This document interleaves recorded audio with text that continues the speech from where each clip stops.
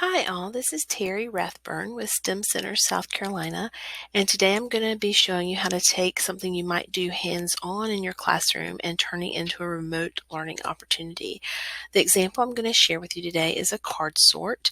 Card sort is one of my favorite instructional strategies because it lets learners make connections in ways that make sense to them and engage with content and examples, and sometimes put those in categories or groups that I would not have even thought of as their teacher. So it's probably one of the hands-on strategies I use in with every group with which I work. So the card sort that I'm going to share with you today comes from our STEM Center Strategy Warehouse. So I found it online under resources in our disciplinary literacy library. And this is a card sort that's part of a science lesson on animal behaviors, which is a 6th grade science lesson, learned versus inherited behaviors. In the lesson, the students you sort cards with different behaviors that animals have into two categories: learned behaviors and inherited behaviors.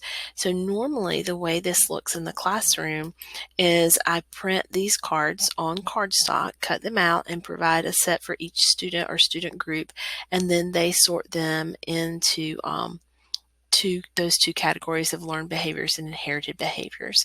So for my remote classroom, if I wanted to do a similar activity, what I can do is create an interactive Google slide. So I'm going to go to my Google Drive and I'm going to open or create a new Google slideshow, Google presentation. I'm going to format this slide the way that I want the background or the template for the background, the way I want them to sort it. So I want them to sort it into learned and inherited behaviors, and I'm going to set up a table that is the background for that. So for my slide, I'm going to change the layout a little bit so I have a title only. Change the title, and in the title I'm going to put the directions. So I want them to sort the cards into learned and inherited behaviors.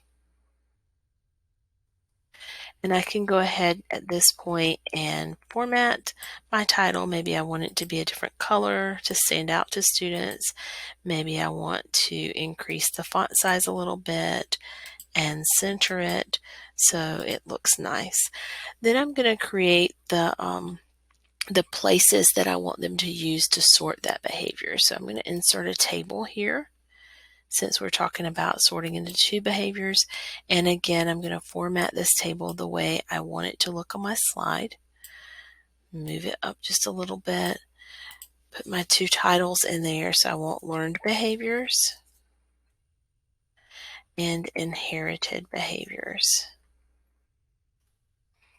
Again, I can change the font size of those, bold them, center them, and even if I wanted to change the color, I could do that. I'm going to make this table just a little bit bigger, but I'm going to make the title part small. So this bottom space here is going to be where students would place the cards into the two categories or the two columns. I can go through and make this look as nice and formatted as I want to. In the interest of our time, I'm going to leave it pretty simple and basic right now. I left this space at the bottom of my slide because this is where I'm going to put those cards once I embed them into my presentation. So I'm going to name this. This is going to be my card sort template. And I'm going to save it or download it as an image. So I'm going to download it as a picture, in this case PNG image. Then I'm going to open a new presentation, and this is going to be my actual card sort. And to use that image as a background, I'm going to click on background, choose image, and find it in my save files because I downloaded it. It's going to be in my download file. So this is my card sort template. Open, And what that does is it makes that template my background. So let me change my slide layout to blank so you can see it. So now this is the background in my slide, that picture that I set up before, and students cannot move this or alter this in any way. That's going to be set as the slide background. The next thing I want to do is create my cards that students can move and move around in my Google Slides. So I'm going to go back to my card sort, the one that I have created that I normally print out, and I'm going to grab these different squares as images. So to do that, I'm going to use my snipping tool, new, and I'm going to grab each one of these. So I'll grab the fish swims. Then I can go back to my Google slide. Now I could save that as an image, or I can go straight to my Google slide and paste it. And it's going to paste it onto this slide. I can resize it to make it smaller if I need to. I'm going to do that with each one of my cards over here. So let me grab another one. I'll do the hibernation this time.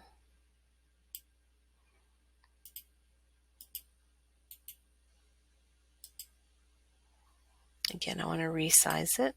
These are kind of big. Might not have left enough space down here. And so eventually I'm going to have all of my cards along the bottom for the slideshow.